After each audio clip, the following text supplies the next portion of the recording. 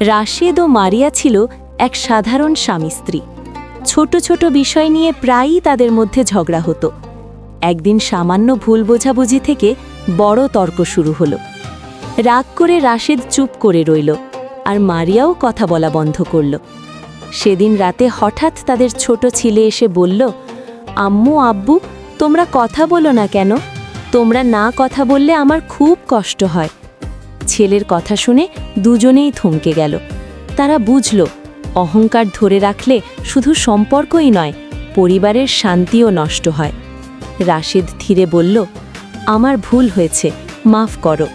মারিয়াও হাসি মুখে বলল, আমিও বেশি রেগে গিয়েছিলাম।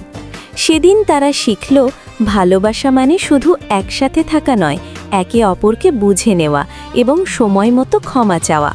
দাম্পত্য জীবনে অহংকার নয়, বোঝাপড়া আর ক্ষমাই সুখের চাবিকাঠি।